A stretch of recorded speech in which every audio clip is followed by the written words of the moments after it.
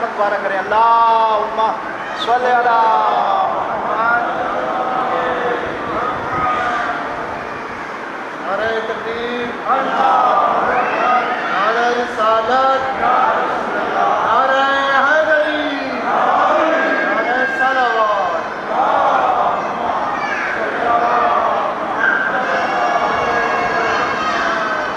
سورہ مبارکۃ الفاتحہ۔ بسم اللہ الرحمن الرحیم۔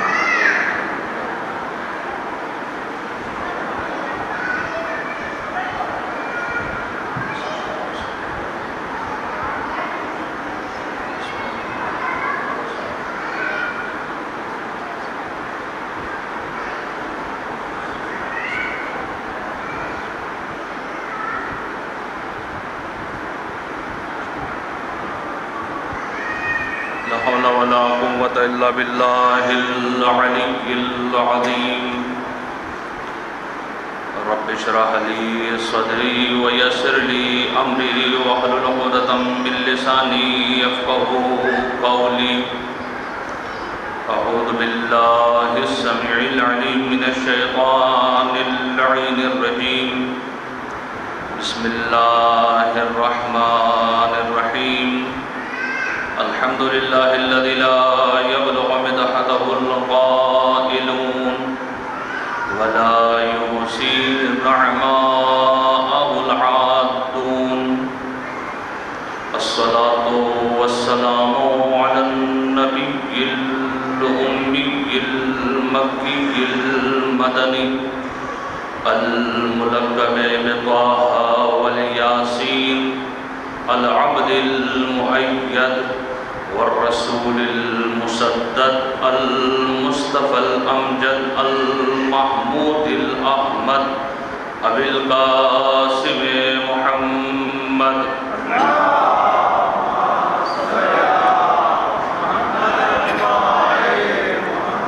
وعلى آل بيته الطيبين الطاهرين المعصومين المنتجبين المنتخبين، لا سيما بقية الله المنتظر الحجة الثاني عشر، ولعنة الله على أعدائهم أجمعين۔ أما بعد، فقد قال الله تبارك وتعالى في القرآن الحكيم ومحكم كتابه الحميد وأصدق الصادقين وقوله الحق۔ بسم الله الرحمن الرحيم۔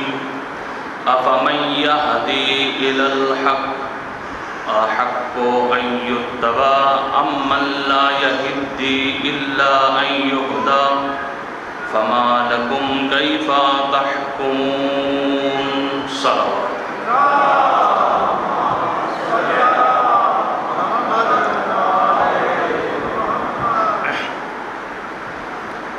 سامعین محترم، پروردگار عالم آپ کا اس بارگاہ مقدس میں آنا قبول و منظور فرمائے، اور جو حاجات لے کر آئے ہیں پروردگار عالم آپ ان حاجات کو پورا فرمائے، اور جن مومنین اور مومنات نے جس قسم کا اس عزاداری سید الشہداء کے انعقاد میں حصہ لیا ہے، پروردگار عالم ان کے اس حصے کو اپنی بارگاہ میں قبول و منظور فرمائے، اور ہم سب کو بار بار کربلا کی زیارت نصیب فرمائے۔ صلوات پڑھیں گے مل کر محمد و آل محمد۔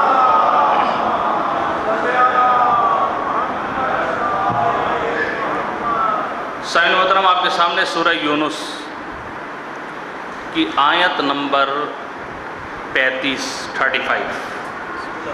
تلاوت کرنے کا شرف حاصل کیا۔ توجہ کیجیے گا، ترجمہ واضح ہو گیا تو آگے کی گفتگو بھی بہت آسان ہوتی چلی جائے گی۔ ارشاد رب العزت افمن یہدی الی الحق، کیا جو شخص ہدایت کرتا ہے حق کی طرف، احق ان یتبع، سزاوار ہے کہ اس کی اتباع، اس کی پیروی کی جائے،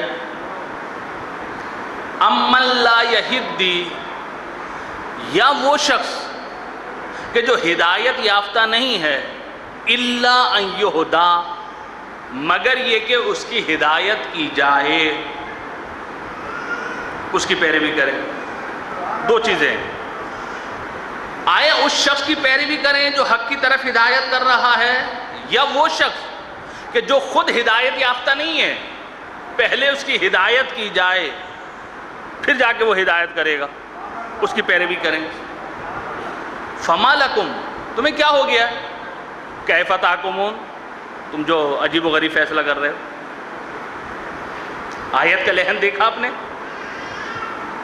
شاید ترجمہ واضح نہیں ہوا۔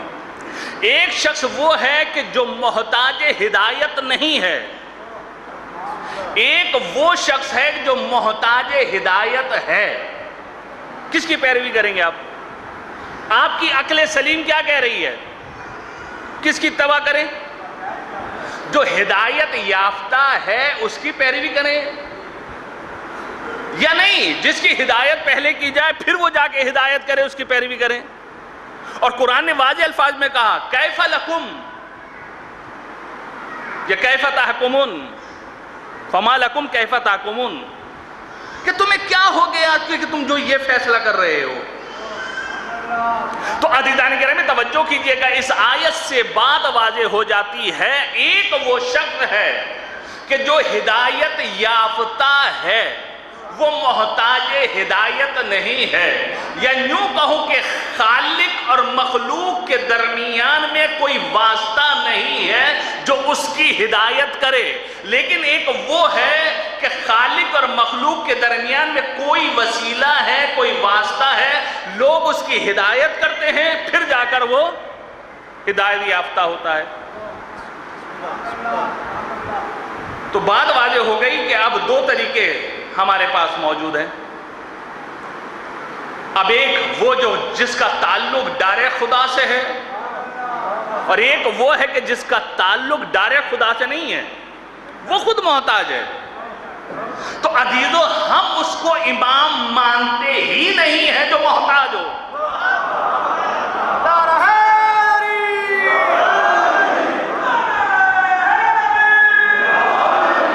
ہم اس کو امام نہیں مانتے، ہم اس کی پیروی نہیں کرتے کہ جو محتاج ہو۔ تو عزیزان کرام، کیونکہ سلسلہ گفتگو کو میں نے آگے بڑھانا ہے تو آگے بڑھا رہا ہوں سلسلہ گفتگو کو۔ ہدایت اور ولایت میرا موضوع ہے، اس کو اپنے اذہان عالیہ میں رکھیے گا کہ ہدایت اور ولایت یہ موضوع ہے۔ اب ہدایت اور ولایت، پہلے ہدایت اور پھر ولایت، لیکن یہ ہدایت خود اس وقت تک حاصل نہیں ہو سکتی جب تک کوئی ولی ہدایت نہ کرے۔ دیکھیں، اگر آپ میرا ساتھ دیتے رہیں گے میں آہستہ آہستہ آپ کو جو ہے آگے لے چلوں گا۔ ہدایت کیا ہے؟ ہدایت کسے کہتے ہیں؟ ہدایت کا اگر ترجمہ آپ اٹھا کر دیکھیں، اگر یہاں پہ 12 علماء کرام بھی، میں جو زیادہ معرفت میں نہیں، بہت معذرت کے ساتھ، علماء بھی بیٹھے ہوں گے، طالب علم بھی بیٹھے ہوں گے، کئی ایسی چیزیں ہیں کہ جو عربی لغت کے لحاظ سے جو ثبت لغت ہے اس میں کچھ اور ہے، اور جو اردو میں بولا جاتا ہے وہ کچھ اور ہے۔ ایک دو مثالیں دے دوں تاکہ میری بات واضح ہو جائے، بعد میں پھر اعتراض نہیں کیجیے قبلہ یہ لفظ ایسے تو نہیں، ایسے تھا، آپ نے پڑھا ایسے ہے۔ میں کیا کروں، کیونکہ اردو میں یہ بولا جاتا ہے اس لیے میں پڑھ رہا ہوں۔ جمعہ صحیح ہے یا جمعہ صحیح ہے؟ ہم اردو میں کیا کہتے ہیں؟ جمعہ، اور قرآن کی آیت اٹھا کر دیکھیں اس میں کیا ہے؟ جمعہ۔ لیکن سب لغت کے لحاظ سے دونوں صحیح ہیں، بہرحال اگر دیکھا جائے جمعہ بھی صحیح ہے، جمعہ بھی صحیح ہے۔ خمس صحیح ہے یا خمس صحیح ہے؟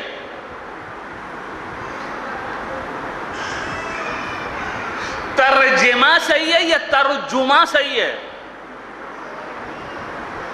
اگر دیکھا جائے لغت کے لحاظ سے تو ترجمہ ہے، ترجمہ نہیں ہے، لیکن اردو میں کیا کہتے ہیں؟ ترجمہ۔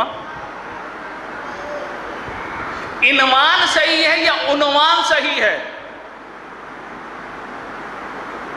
توجہ کیجیے، میں کچھ کہنا چاہ رہا ہوں۔ اگر دیکھا جائے تو عنوان صحیح ہے، عنوان صحیح نہیں ہے۔ آپ کسی کی عمر پوچھتے ہیں تو عمر صحیح ہے یا عمر صحیح ہے؟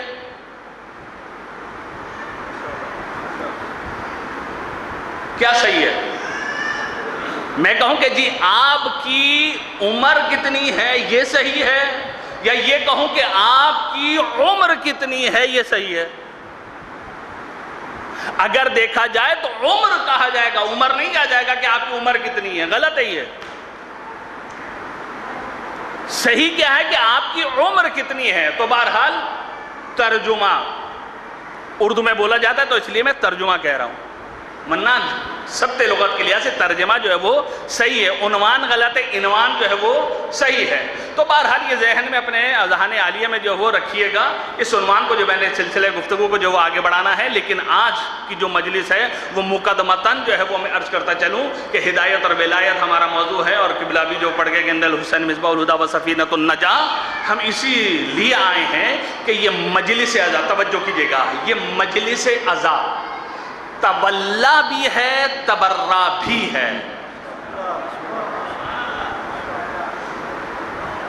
مجلس عزا تولا بھی ہے تبرہ بھی ہے۔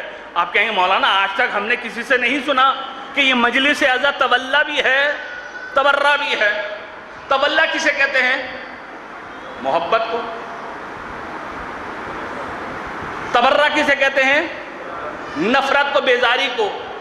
تو اس مجلس حسین میں آ کر جو ہم کام کرتے ہیں وہ دو کام کرتے ہیں، یعنی دو واجبات کو ادا کرتے ہیں، تولا بھی کرتے ہیں تبرہ بھی کرتے ہیں۔ حسین سے محبت کا اعلان کرتے ہیں، یزیدیت سے نفرت کا اعلان بھی کرتے ہیں۔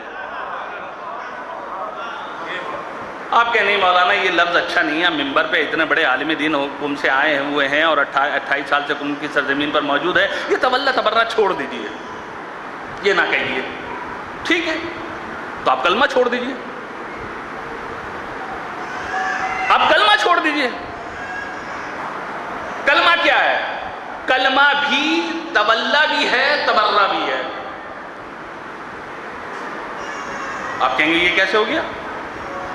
دیکھیے اب اس کو سادے الفاظ میں، اگر آپ کو یہ لفظ بالفرض جو ہے وہ اچھا نہیں لگ رہا کہ تولا اور تبرہ آپ کو اچھا نہیں لگ رہا، تو میں نام اس کا چینج کر دیتا ہوں۔ آپ کے اندر دو قوتیں پائی جاتی ہیں، ایک قوت جاذبہ ہے، ایک قوت دافعہ ہے۔ ایک قوت لینے والی ہے اور ایک قوت دفع کرنے والی ہے، دور کرنے والی ہے۔ یہ دونوں قوتیں آپ کے اندر پائی جاتی ہیں۔ اس کی مثال کیا ہے؟ اس کی مثال آج کا جو زمانہ چل رہا ہے وہ آم کا زمانہ چل رہا ہے۔ آم لینے گئے ہیں آپ لوگ، ضرور گئے ہوں گے۔ جب آپ آم لینے جاتے ہیں تو کیا کرتے ہیں؟ ایسے اٹھا کے لے آتے ہیں، پلاسٹک میں ڈالا اور لے کر آ گئے، ایسا کرتے ہیں آپ یا نہیں؟ جو اچھے ہوتے ہیں ان کو ایک پلاسٹک میں جمع کرتے ہیں اور کہتے ہیں بھائی تول دو، اور جو برے ہوتے ہیں ان کو ایک طرف رکھ دیتے ہیں۔ یہی تولا ہے، یہی تبرہ ہے۔ عزیز تو یہی تولا ہے اور یہی تبرہ ہے، یہی قوت جاذبہ ہے، یہی قوت دافعہ ہے۔ اچھے آموں کو لے لیتے ہیں، یہ ہے قوت جاذبہ، برے آموں کو چھوڑ دیتے ہیں، یہ ہے قوت دافعہ۔ تو کلمہ لا الہ الا اللہ بھی ایسا ہی ہے، تولا بھی ہے تبرہ بھی ہے۔ لا الہ نہیں ہے کوئی معبود، نہیں ہے کوئی معبود، تو یہ کیا ہے؟ اس کو کیا کہیں گے آپ؟ تبرہ۔ الا اللہ، مگر ہے اللہ، یعنی پہلے جھوٹے خداؤں کی نفی کیجئے، اس کے بعد سچے کا اعلان کیجئے۔ اس کو تولا بھی کہتے ہیں، اس کو تبرہ بھی کہتے ہیں۔ یہ جو ہے درس دیا ہے ہمیں ہمارے کلمے نے۔ تو یہ عزاداری کیا ہے؟ تولا بھی ہے تبرہ بھی ہے کہ حسین سے محبت کا اعلان ہے، اور یزیدیت سے اور یزید سے جو ہے نفرت کا اعلان بھی ہے۔ تو عزیزان گرامی، اب یہ جب یہ عزاداری سید الشہداء ہم تک جو وہ آ گئی اور ہم تک جو وہ منتقل ہو گئی ہے، تو اب اس عزاداری سید الشہداء کا احترام واجب ہے۔ آج کی مجلس مقدمتاً میں عرض کر رہا ہوں، عزاداری سید الشہداء کا احترام واجب ہے۔ کیوں؟ اللہ تعالیٰ قرآن مجید میں کہہ رہا ہے وَمَن يُعَظَّمْ شَاعِرَ اللَّهِ فَإِنَّهَا مِن تَقْوَى الْقُلُوبِ کہ جو شاعر اللہ کی تعظیم کرتے ہیں یہ ان کے دل کا تقوی ہے. یعنی پاکیزگی دل کی علامت کا نام یہ ہے جو شاعر اللہ، یعنی جو اللہ کی نشانی ہے، جو اللہ کی طرف لے کر جانے والے ہیں، ان کا احترام کرو. تو حسین ابن علی یہ عزاداری سید الشہداء شاعر اللہ ہے، ہمیں اللہ کی طرف لے کر جا رہے ہیں. آپ کہیں گے یہ عزاداری کیسے ہو گئی؟ تو آئیے، قرآن نے کہا ان الصفا والمروہ من شعائر اللہ کہ صفا اور مروہ کی جو پہاڑیاں ہیں یہ کیا ہیں؟ شاعر اللہ ہیں. پہاڑی جو پتھر ہیں وہ شاعر اللہ. والبدن جعلناها لکم من شعائر اللہ. بدن کہتے ہیں اس جانور کو کہ پرانے زمانے میں جو ہے وہاں پر جو ہے جانور نہیں ہوتے تھے، تو حاجی جب حج کرنے کے لیے جاتے تھے تو اپنے ساتھ جانور لے کر جاتے تھے اور وہاں پر جب حج کرتے تو اس کو ذبح کر دیتے تھے. لیکن آج کے دور میں وہاں پر جو جانور موجود ہیں وہیں پر جو ذبح کر دیا جاتا ہے. لیکن اللہ کیا کہہ رہا ہے؟ یہ جو جانور ہے حج کا جس کو آپ ذبح کرتے ہیں یہ من شعائر اللہ، اللہ کی نشانی ہے. جانور اللہ کی نشانی، پتھر اللہ کی نشانی. تو جس کی وجہ سے یہ صفا اور مروہ باقی ہیں، جس کی وجہ سے یہ جانور باقی ہیں، جس کی وجہ سے خانہ کعبہ باقی ہے، کیا اس کی عزاداری اور اس کا ذکر شاعر اللہ نہیں ہے؟ سوال آپ سے ہے. اگر حسین ابن علی کربلا کے میدان میں شہید نہ ہوتے اور 72 شہداء نہ ہوتے تو کیا یہ کعبہ باقی رہ جاتا؟ کیا یہ صفا اور مروہ باقی رہتا؟ کیا یہ جانور باقی رہ جاتے؟ نہیں. یہ مرہون منت ہیں حسین ابن علی کے. جب یہ شاعر اللہ ہو سکتے ہیں تو حسین کا ذکر بھی شاعر اللہ ہو سکتا ہے. صلوات پڑھیں مل کر محمد و آل محمد.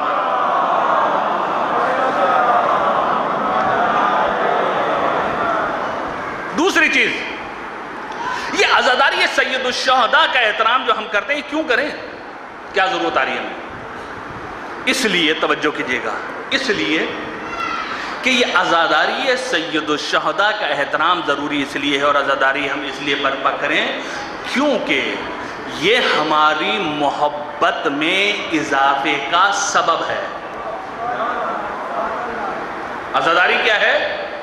ہماری محبت میں اضافے کا سبب، اور یہ سلسلہ نسل در نسل ہم منتقل کرنا چاہتے ہیں اپنی اولادوں میں. تو اس لیے عزاداری سید الشہداء کا احترام بھی ضروری ہے اور منانا بھی ضروری ہے تاکہ یہ محبت ہمارے دلوں میں بھی اجاگر رہے اور ہماری اولادوں میں بھی یہ سلسلہ جاری اور ساری رہے. اب یہ محبت عام دل میں آئے گی نہیں، توجہ کیجیے گا، یہ محبت عام دلوں میں آئے گی نہیں. قرآن مجید میں اللہ تعالیٰ یہ فرما رہا ہے ان الذین آمنوا وعملوا الصالحات سیجعل الرحمن ودا کہ جو صاحب ایمان ہے، صاحبان کردار، عنقریب ان کی محبت رحمان لوگوں کے دلوں میں ڈال دے گا. کس کی محبت؟ جو صاحبان ایمان اور صاحبان کردار ہیں ان کی محبت عنقریب پروردگار عالم لوگوں کے دلوں میں ڈال دے گا. ود جس کو ہم کہتے ہیں محبت، جس کے لیے مشہور آیت کریمہ قُلْ لَا أَسْأَلُكُمْ عَلَيْهِ أَجْرًا إِلَّا الْمَوَدَّةَ فِي الْقُرْبَى کہ رسالت کی اجرت کیا ہے؟ مودت فی القربہ. اب یہ مودت کا ترجمہ کیا ہے؟ مودت کا ترجمہ کیا ہے؟ محبت. اس کے علاوہ قبلہ کوئی ترجمہ کیا ہی نہیں جاتا.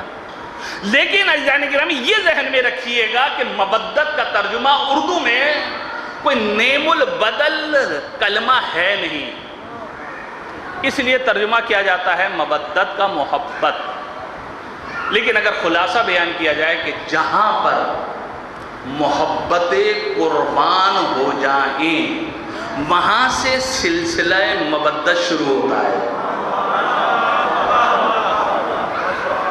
جہاں پہ محبت قربان ہو جائے وہاں پر مودت کا سلسلہ شروع ہوتا ہے. اس کی میں مثال دوں گا، دامن وقت میں زیادہ گنجائش نہیں کیونکہ مجھے آگے جانا ہے. ماں چاہتی ہے کہ اس کا بیٹا مر جائے؟ نہیں. ماں اپنے بیٹے سے کیا کرتی ہے؟ محبت کرتی ہے، اپنے بیٹے کو چاہتی ہے، اور دعا یہی کرتی ہے میرا بیٹا جہاں بھی رہے صحیح اور سالم رہے. لیکن کربلا کی مائیں کربلا میں کیا دعا کر رہی ہیں؟ سب میں پہلے میرے بیٹے کا لاشا آئے. جہاں پر یہ محبت قربان ہو رہی ہے اس کو مودت حسین کہتے ہیں. صلوات پڑھیں مل کر محمد و آل محمد.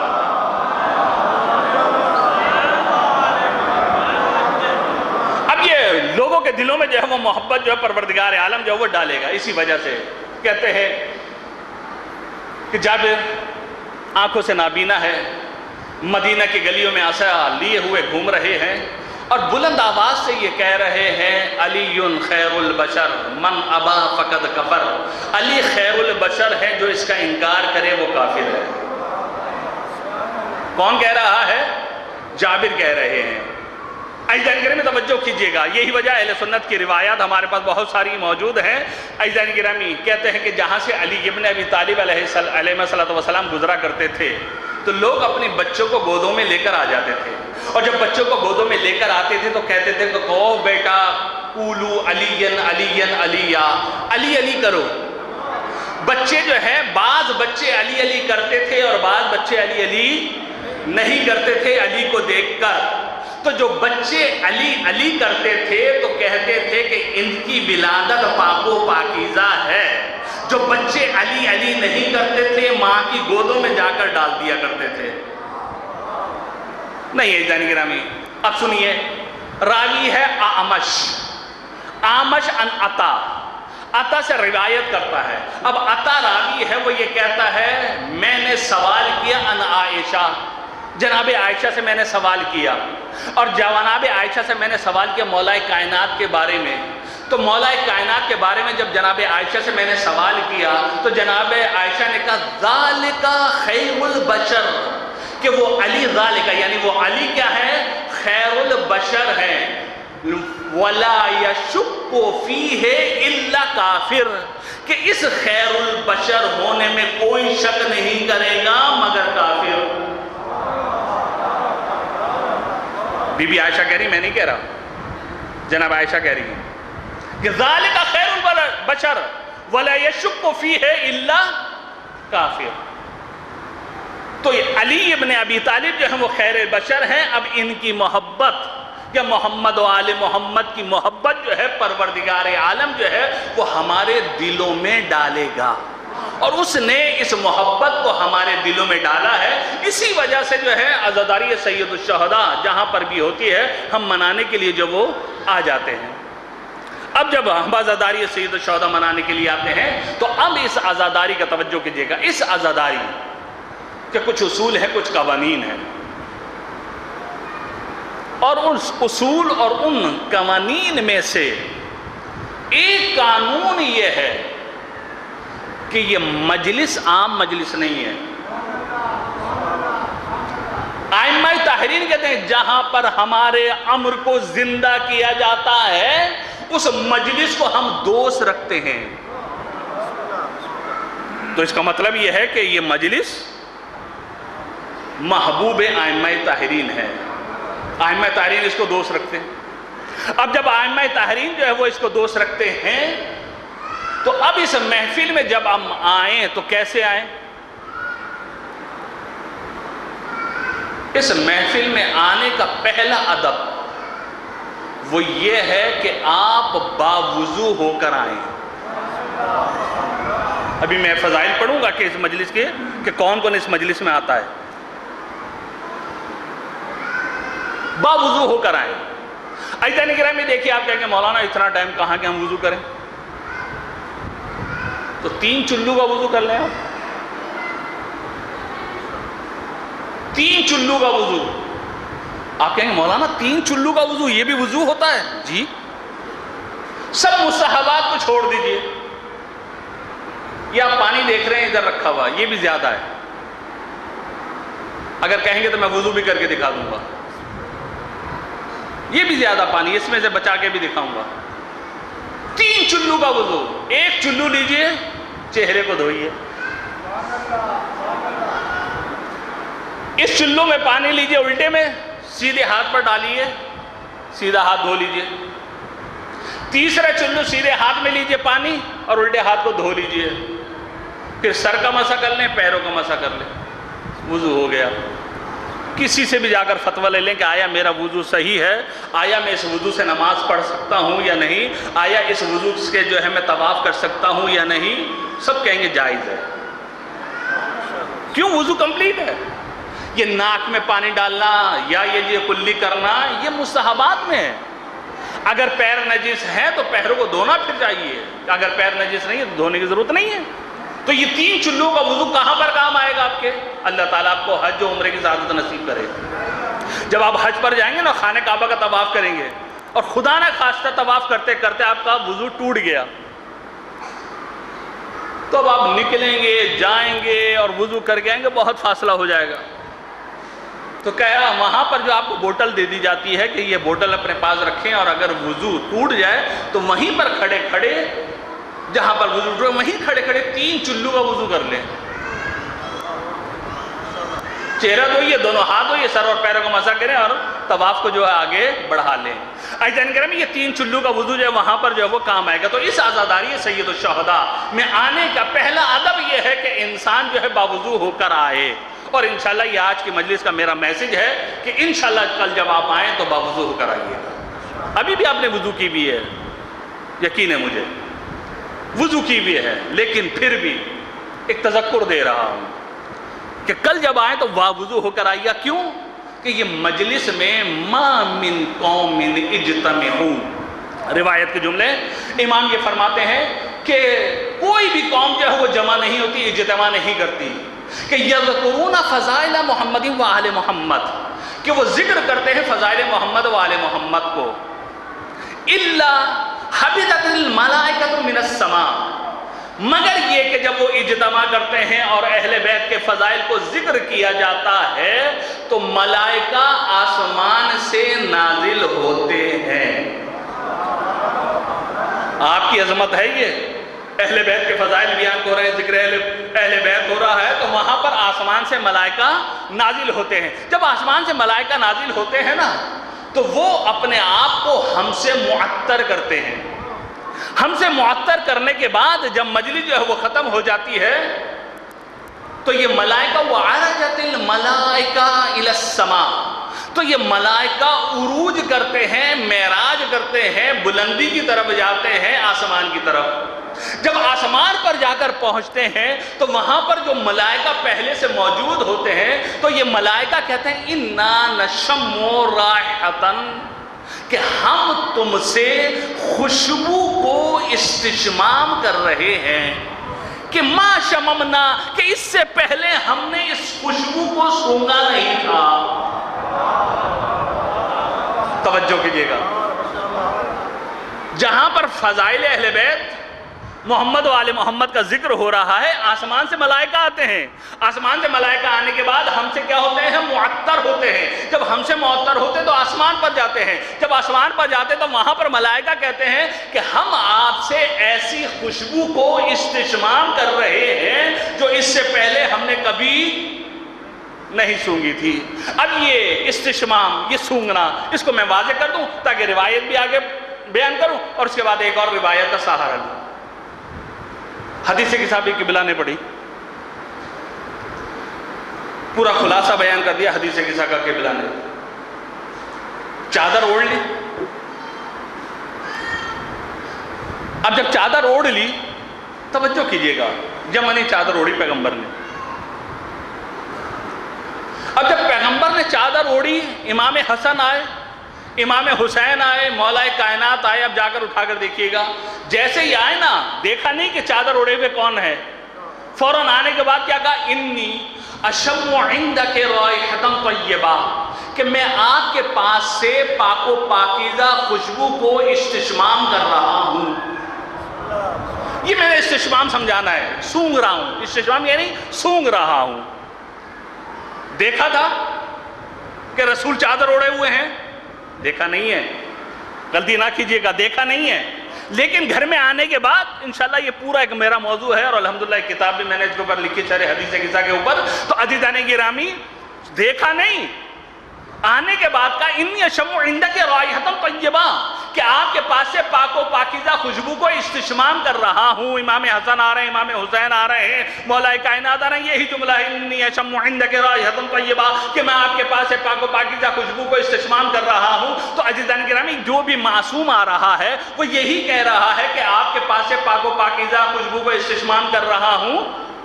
تو در حقیقت یہ ہمیں درس دینا چاہ رہے ہیں کہ خوشبو رسالت کو استشمام کرنے کے لیے مشام عصمت کی ضرورت ہوتی ہے. خوشبو رسالت کو استشمام کرنے کے لیے مشام عصمت کی ضرورت ہوتی ہے. آپ کہیں گے قبلہ لفاظی کھیل گئے شاید، آپ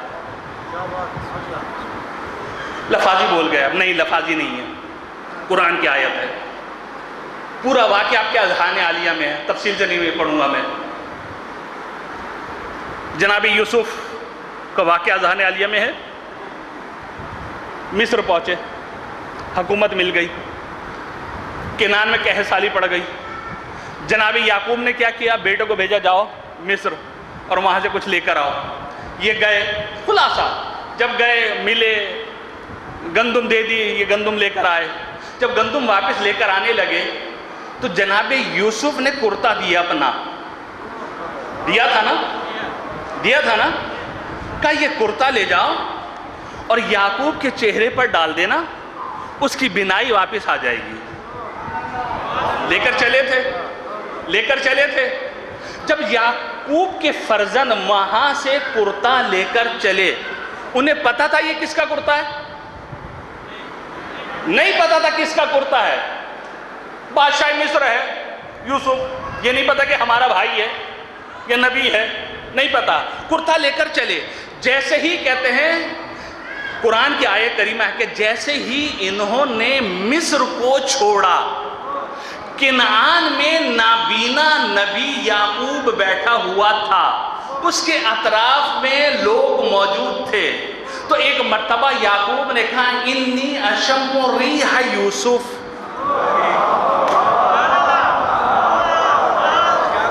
کیا کہا؟ میں یوسف کی خوشبو کو استشمام کر رہا ہوں. لولا ان تفندون، اگر تم لوگ جو میرے اطراف میں بیٹھے ہوئے ہو مجھے دیوانہ اور پاگل نہ کہو. تو عزیزوں، بھائی کرتا لے کر چلے، لیکن انہیں نہیں پتا تھا یہ کس کا کرتا ہے. لیکن وہاں نابینا ایک نبی بیٹھا ہوا ہے جو یہ کہہ رہا ہے کہ میں یوسف کی خوشبو کو استشمام کر رہا ہوں. تو میں کہوں یعقوب آپ کو کیسے خوشبو آ گئی؟ تو ایک مرتبہ یعقوب کہیں گے خوشبو رسالت کو استشمام کرنے کے لیے مشام عصمت کی ضرورت ہوتی ہے. جو مشام میرا ہے، میری اولاد کا کہیے.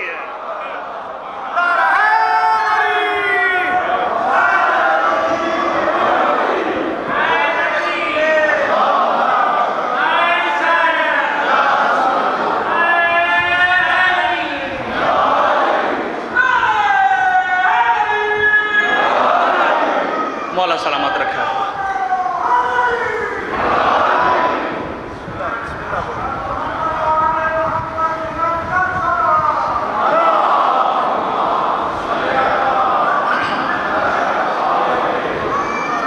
اب یہ ہو گئی قرآن کی آیت، دلیل کے طور پر دی ہے، جا کر دیکھیے گا.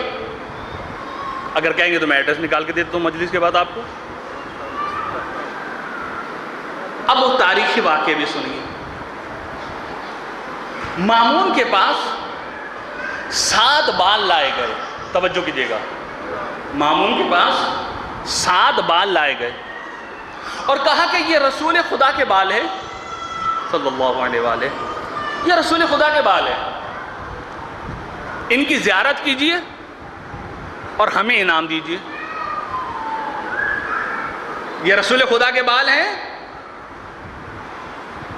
ان کی زیارت کیجئے اور ہمیں انعام دیجئے. عزیزو، ایک ہوتا ہے دعویٰ، ایک ہوتی ہے دلیل، دونوں میں فرق ہے. مثلا میں مثال دیتا ہوں بچوں کے لیے چھوٹے، میں کہوں جی یہ جو محرم ہو رہا ہے جنگی سعادات میں، اس کا سارا خرچہ میں اٹھا رہا ہوں، یہ کیا ہے؟ دعویٰ۔ آپ مجھ سے کہیں قبلہ آپ اٹھا رہے ہیں، ایران سے آئے ہیں آپ اٹھا رہے ہیں، تو دلیل کیا ہے؟ میں کہا دلیل تو کچھ نہیں ہے میرے پاس۔ اتنے میں بانیان مجلس صاحب نے پوچھا کہ بھئی خرچہ کون اٹھا رہا ہے؟ مولانا تو کہہ کے گئے وہ اٹھا رہے ہیں، وہ کہیں گے ہم اٹھا رہے ہیں۔ آپ پوچھیں گے دلیل ہے آپ کے پاس؟ وہ کہیں گے ہاں یہ دیکھیے فاکچر ہمارے پاس سارے، یہ دیکھیے ہمارے پاس سب کچھ لکھا ہوا ہے، کس نے کتنا دیا، کس کو ہم نے کتنا دیا۔ ان کے پاس دعوے کے ساتھ دلیل بھی موجود ہے۔ اب آپ کی سماعتوں کے نظر جملہ کر رہا ہوں، تفصیل میں نہیں جاؤں گا، فقط کہہ کے گزر جاؤں گا، سمجھنا آپ کا کام ہے۔ دعویٰ اور ہوتا ہے، دلیل اور ہوتی ہے۔ پانی کے مشہور 4 جانور ہیں، پانی کے مشہور 4 جانور ہیں، کچھوا، مینڈک، مگرمچھ، مچھلی۔ چاروں یہ کہتے ہیں کہ ہمیں پانی سے محبت، یہ کیا ہے کہ ہمیں پانی سے محبت، یہ ہے دعویٰ۔ دلیل کیا ہے؟ کہا اس کی دلیل یہ ہے کہ ان چاروں کو پانی سے باہر نکالیے۔ کچھوے کو باہر نکالا پانی سے، زندہ۔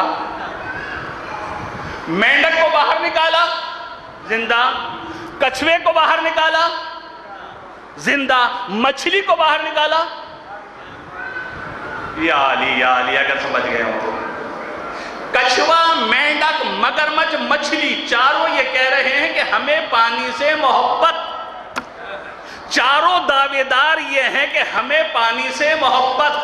جب مقام عمل میں آئے، کچھوا، مینڈک، مگرمچھ کو پانی سے باہر نکالا، زندہ۔ مچھلی کو باہر نکالا، مر گئی۔ اور اتنی پانی سے محبت ہے اس مچھلی کو کہ اگر آپ کھا لیں، آپ کے پیٹ میں آ جائے، پھر بھی پانی پانی کرتی ہے۔ تو پانی کے 4 جانور، کہیں اور نہ لے کے جانا، پانی کے 4 جانور، چاروں دعوے دار کہ ہم ہیں پانی کے جانور۔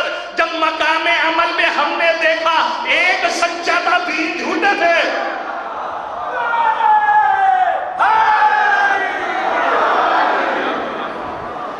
مقام عمل میں ہم نے دیکھا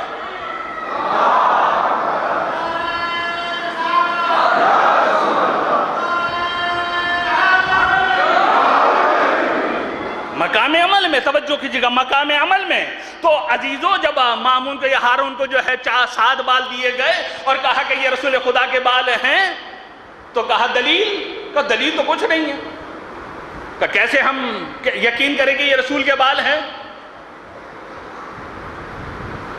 تو کہا اس کو بلاؤ کہ جو لحموں کا لحمی، دموں کا دمی کا مصداق ہے۔ کس کو بلاؤ؟ جو لحموں کا لحمی، دموں کا دمی کا مصداق ہے، یعنی امام رضا علیہ السلام کو۔ امام رضا کی ذات پر صلوات پڑھیے گا مل کر محمد۔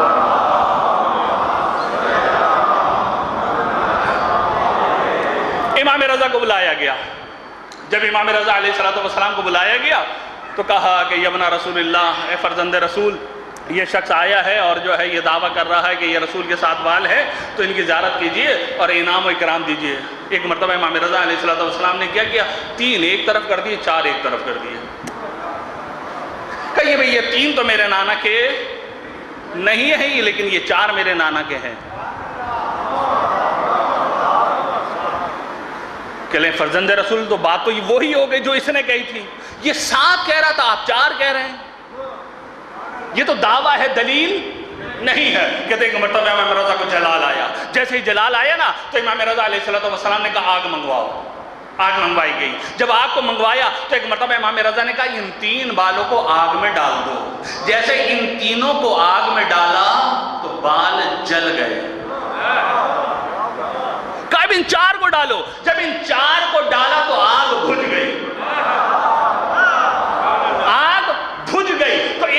مامون نے پوچھا کہ مولا رضا آپ کو کیسے پتا چلا کہ یہ رسول کے بال ہیں؟ عجب نہیں امام رضا نے کہا ہو کہ خوشبو رسالت کو استشمام کرنے کے لیے مشام عصمت کی ضرورت ہوتی ہے۔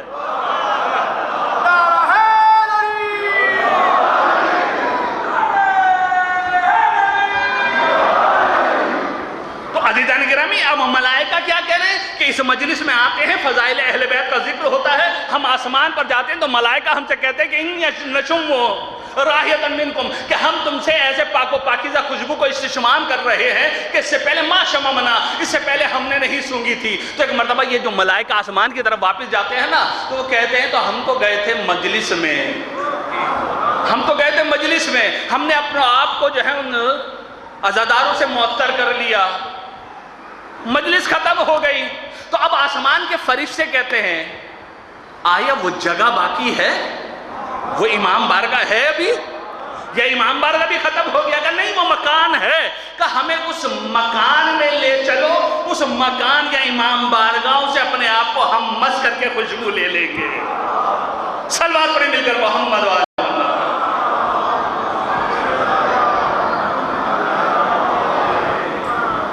تو پتہ چلا کہ اس مجلس میں آتا کون ہے؟ فرشتے۔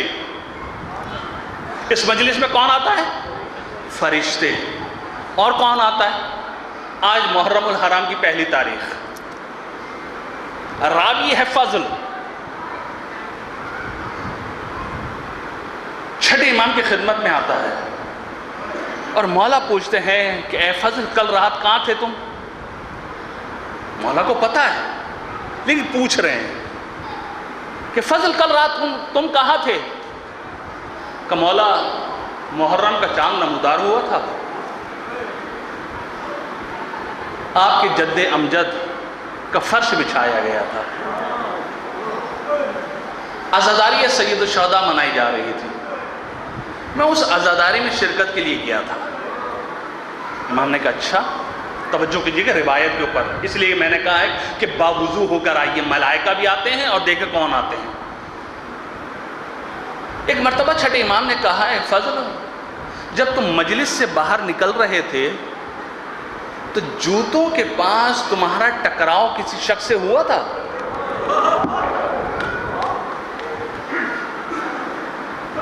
یہ فضل کہتا ہے کہ مولا ہاں اندھیرا کافی تھا، ایک شخص سے میں ٹکرایا تھا۔ کہ فضل پہچانے تھے وہ کہ وہ کون تھا؟ کہ مولا اندھیرا تھا میں نہیں پہچان سکا۔ ایک مرتبہ میرا اور آپ کا چھٹا امام یہ کہتا ہے فضل وہ میں امام صادق تھا جو تم سے ٹکرایا تھا۔ تو ایک مرتبہ فضل نے کہا کہ مولا آپ جوتوں کے پاس بیٹھے ہوئے تھے، مولا آپ تو پرسہ لینے کے لیے آئے تھے نا ہم سے، تو مولا اندر تشریف لے کر آ جاتے۔ ایک مرتبہ چھٹے امام یہ کہتے ہیں کہ فضل میں جیسے ہی مجلس میں داخل ہونے لگا تو صدر مجلس میں نے دیکھا کہ رسول خدا بیٹھے ہوئے ہیں۔ اے فضل میں نے دیکھا کہ ان کے برابر میں مولا کائنات بھی بیٹھے ہوئے ہیں۔ اے فضل میں نے یہ دیکھا کہ حجاب میں ایک مستور بھی بیٹھی ہوئی ہے۔ بس عزاداروں سمجھ گئے نا کہ اس مجلس میں کون آتا ہے؟ معصوم ہستیاں آتی ہیں۔ اب مجھے نہیں پتا، شاید کسی کے برابر میں صاحب اعضاء امام زمانہ بھی موجود ہو، کیونکہ امام زمانہ بھی صبح و شام گریا کر رہے ہیں نا اپنے جد امجد پر، وہ بھی مجلس میں آتے ہیں، جناب سیدہ بھی آتی ہیں، رسول خدا بھی آتے ہیں، مولا کائنات بھی آتے ہیں، ائمہ بھی آتے ہیں۔ تو یہ اتنی بابرکت محفل ہے تو اس میں باوضو ہو کر آئیے گا، اور ان کا ذکر کرتا کون ہے، سنتا کون ہے، یہ بھی ذہن میں رکھیے گا۔ جب آدم کو خلق کیا نا، اور آدم کو خلق کرنے کے بعد آدم نے آسماں کو دیکھا، ساری چیزیں روایت کو چھوڑتے ہوئے جیسے ہی نام حسین پر پہنچے اور آدم کو بتایا حسین، تو آدم کی آنکھوں سے آنسو جاری ہوئے۔ ایک مرتبہ جبرائیل سے پوچھا ہے جبرائیل یہ حسین کا نام آتے ہی میری آنکھوں میں آنسو کیوں آ گئے؟ اب عرش پر ہو رہا ہے حسین کا ذکر، پڑھنے والا کون ہے؟ جبرائیل، سننے والا کون ہے؟ حضرت آدم۔ سمجھ میں آئے کہ ذکر پڑھتا کون ہے اور سنتا کون ہے؟ جبرائیل نے سارے مصائب پڑھے، یہ آخری نبی کا نواسہ ہوگا، کربلا کے میدان میں 3 دن کا بھوکا پیاسا ذبح کیا جائے گا، یہ عرش پر اب زمین پر، حسین تشریف لے کر آئے، سیدہ نے رسول خدا کو دیا۔ جیسے ہی رسول خدا کو دیا نا تو ایک مرتبہ رسول خدا نے لینے کے بعد گریہ کیا، گریہ کرنے کے بعد حسین کے گلے کو چومنا شروع کیا۔ جیسے ہی گلے کو چوم رہے تھے نا بار بار اور رو بھی رہے تھے، بیٹی سے برداشت نہیں ہوا۔ ایک مرتبہ بیٹی نے کہا کہ بابا رو بھی رہے ہیں، بار بار چوم بھی رہے ہیں، وجہ کیا ہے؟ ایک مرتبہ رسول خدا نے کہا اے فاطمہ اقبلو موضع السیوف، جہاں پر خنجر چلے گا نا، جہاں پر تلوار چلے گی نا، میں اس جگہ کو چوم رہا ہوں۔ کہ بابا اس گلے پر تلوار چلے گی، خنجر چلے گا؟ کہا ہاں بیٹی، کربلا کا میدان ہوگا، 10 محرم ہوگی، 3 دن کا بھوکا پیاسا یہ تیرا بیٹا ہوگا، خندار خنجر اس کی گردن پر چلے گا۔ عزادار ایک مرتبہ سیدہ نے کہا کہ بابا آپ ہوں گے؟ ایک مرتبہ کہا نہیں۔ کہا علی ہوں گے؟ کہا نہیں۔ کہا میں ہوں گی؟ کہا نہیں۔ حسن ہوں گے؟ کہا نہیں۔ کہا بابا پھر میرے بچے پر گریہ کون کرے گا؟ ایک مرتبہ اپنی عظمت کو جانیے گا، ایک مرتبہ اللہ کے حبیب نے کہا ایک قوم خدا پیدا کرے گا جو تیرے حسین پر گریہ کرے گا۔ عزادار اب اپنی عظمت کا اندازہ لگائی کہ آپ کی عظمت میری عظمت کیا ہے۔ سیدہ نے اس وقت کہا کہ بابا میں جنت میں نہیں جاؤں گی جب تک حسین کا عزادار جنت میں نہ چلا جائے۔ اس لیے روایت کے جملے ہیں کہ سیدہ جب محشر میں آئیں گی نا، کہا جائے گا اپنی آنکھوں کو بند کر لیں یہاں تک کہ سیدہ گزر جائے۔ کہتے ہیں سیدہ ایک مرتبہ اہل محشر کو دیکھے گی اور اپنے عزاداروں کو، حسین کے عزاداروں کو اس طریقے سے چنے گی، انتخاب کریں گی جیسا کبوتر کوڑے کرکٹ میں سے دانا چنتا ہے، اور سیدہ لے کر آپ کو جنت میں لے جائے گا۔ اب سیدہ کون؟ سیدہ وہ کہ رسول کی رحلت کے بعد 75 دن، کیونکہ صاحب عزا سیدہ پرسہ لینے کے لیے آتی ہیں سیدہ۔ ابھی برادر نے پڑھا کہ بیٹا مر گیا تھا، قبرستان جانا چھوڑ دیا تھا، کون آ رہی ہے قبر پر؟ سیدہ۔ تو عزادارو وہ سیدہ کہ جو رسول کی اکلوتی بیٹی ہے، بابا کی رحلت کے بعد ہونا تو یہ چاہیے تھا نا، آتے اور کہتے سیدہ بڑا افسوس ہوا آپ کے بابا اس دنیا سے چلے گئے، لیکن پرسہ کیسے دیا؟ دروازے پر آگ لے کر آ گئے۔ کہا علی کو باہر نکالو، علی کو باہر نکالو۔ عزادارو ایک مرتبہ سیدہ دروازے کے پیچھے آئیں، کہا اگر علی کو باہر نہ نکالا تو کیا کرو گے؟ کہا دروازے کو آگ لگا دیں گے۔ جیسے یہ کہا نا دروازے کو آگ لگا دیں گے، کسی نے کہا اس گھر میں حسن و حسین بھی رہتے ہیں، دوش نبی کے سوار بھی اس گھر میں ہیں۔ تو ایک مرتبہ ایک ظالم نے کہا اگرچہ رہتے ہو مجھے اس سے کوئی غرض نہیں ہے، عزادارو فقط آگ لے کر آ جاتے شاید اتنے مصائب نہ ہوتے، لیکن وہ دروازہ آپ سے سوال کر رہا ہوں، وہ دروازہ جس پر کائنات کا رسول آ کے رک جاتا تھا اور انما یرید اللہ لیذھب عنکم الرجس اہل البیت ویطہرکم تطہیرا کی آیت کی تلاوت کرتا تھا۔ لکھا ہے کم از کم 3 مہینے، 6 مہینے کا بھی ذکر ہے، کم از کم لے لے 3 مہینے تک اللہ کا حبیب آیت تطہیر کی تلاوت کر رہا ہے، بتا رہا ہے اس در کی عظمت کو جانو، لیکن اس در کی عظمت کو کیا جانا کہ جلتا ہوا دروازہ سیدہ کے اوپر گرا دیا۔ عزادارو فقط دروازہ ہی نہیں گرایا بلکہ جیسے ہی دروازہ سیدہ کے اوپر گرا نا، آیت اللہ کمپانی لکھتے ہیں پرانے زمانے میں دروازوں میں کیلیں ہوا کرتی تھی، وہ کیلیں سیدہ کے سینے میں پیوستہ ہوئی۔ جیسے ہی وہ کیلیں سیدہ کے سینے میں پیوستہ ہوئی نا، محسن شہید ہو گئے، سیدہ غشقا کے زمین پر گر پڑی۔ جیسے ہی سیدہ غشقا کے زمین پر گر پڑی نا، عزادارو ایک مرتبہ تھوڑی دیر کے بعد جب افاقہ ہوا نا تو ایک مرتبہ سیدہ نے پوچھا اے فضا والحسن کہاں ہے؟ کہا بی بی گلے میں رسی باندھ کر کشا کشا لے جایا جا رہا ہے۔ عزادارو ایک مرتبہ سیدہ اپنا غم بھول گئی، جب اپنا غم بھولی نا کہتی ہوئی جاری خلو ابوالحسن، خلو ابوالحسن، ابوالحسن کو چھوڑو ورنہ سر کے بال پریشان کر دوں گی۔ عزادارو ایک مرتبہ سیدہ نے دامن علی میں ہاتھ ڈالا، جیسے ہی دامن علی میں ہاتھ ڈالا نا، عزادارو ایک ظالم نے کہا اے کنفس تو کیا کیا دیکھ رہا ہے؟ سیدہ کا ہاتھ دامن علی سے چھڑا۔ عزادارو یہ وہ معصوم کلاہیہ تھی جن کو رسول خدا چوما کرتے تھے۔ عزادارو میں کہتا ہوں قیامت کیوں نہیں آ گئی؟ کنفذ کا تادیہ نہ اٹھا، معصوم کلاہیہ۔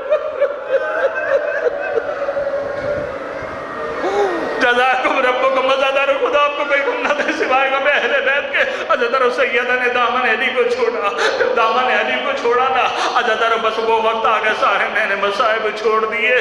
سیدہ بستر پہ علیل پڑی ہے لیکن آخری وصیت کیا ہے، یا علی غسلنی فی اللیل، یا علی دفننی فی اللیل، یا علی کفننی فی اللیل۔ رات کی تاریکی میں، رات کی تاریکی میں عزادارو، رات کی تاریکی میں کسی کو فلسفہ نہیں پتہ یہ رات کی تاریکی کیوں؟ اس لیے سیدہ کی پسلیاں ٹوٹی، علی کو نہیں بتایا۔ جب علی آتے سیدہ بالکل صحیح سیدھی کھڑی ہو جاتی تاکہ علی کو احساس نہ ہو کہ میری پسلیاں ٹوٹ گئی۔ عزادارو علی کو نہیں بتایا، علی کو نہیں بتایا۔ جب سیدہ اس دنیا سے چلی گئی نا اور غسل دینے لگے، جیسے ہی یہ صابر امام غسل دینے لگا، غسل دیتے دیتے علی کا ہاتھ جیسے ہی سیدہ کی پسلیوں پر پڑا، یہ صابر امام برداشت نہ کر سکا، دیوار پر سر رکھا، ایک مرتبہ چیخ مار کے گریہ کرنے لگا۔ اسما نے کہا مولا یہ گریہ کیسے؟ آپ تو ہمیں منع کر رہے ہیں کہ گریہ نہ کرو، یہ آپ کا گریہ کیسے؟ عزادارو ایک مرتبہ علی نے کہا اے اسما سیدہ کی پسلیاں ٹوٹ گئی۔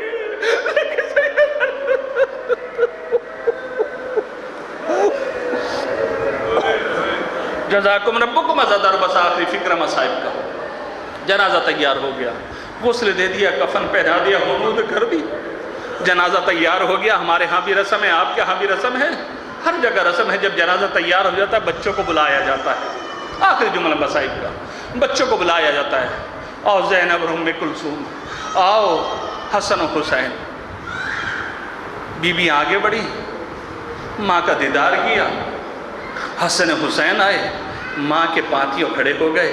ایک مرتبہ حسین نے ماں کے چہرے کو دیکھا اور ایک جملہ کہا، ماں ابھی نانا سے آپ ملاقات کریں گی، نانا کو میرا سلام کہیے گا اور نانا کو سلام کہنے کے بعد کہیے گا کہ میں حسین کو تنہا چھوڑائی۔ یہ تنہائی کا نام سننا تھا۔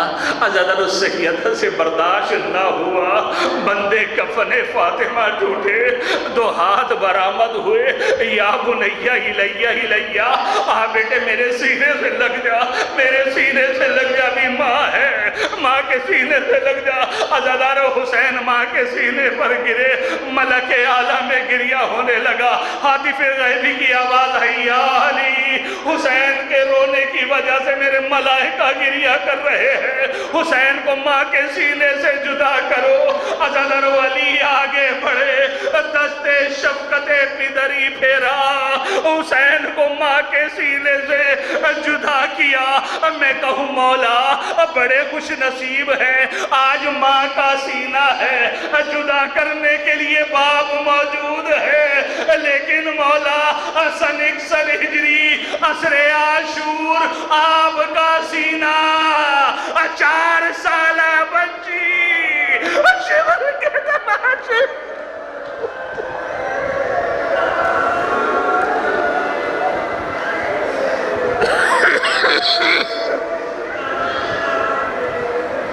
وَسَيَعْلَمُ الَّذِينَ ظَلَمُوا أَيَّ مُنْقَلِبٍ يَنْقَلِبُونَ إِلَّا لِلَّهِ وَإِنَّا إِلَيْهِ رَاجِعُونَ۔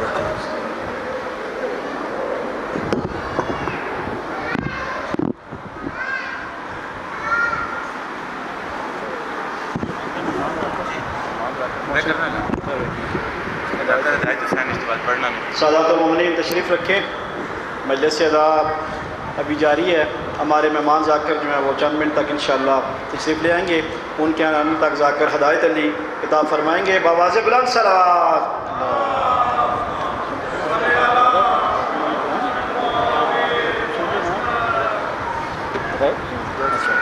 ہدایت حسین کل کا یہ اعلان سماعت فرمائیں انشاءاللہ۔ کل یہ اس عشرہ مجالس کی جو مجلس ہے دوسری انشاءاللہ وہ ٹھیک 4:30 بجے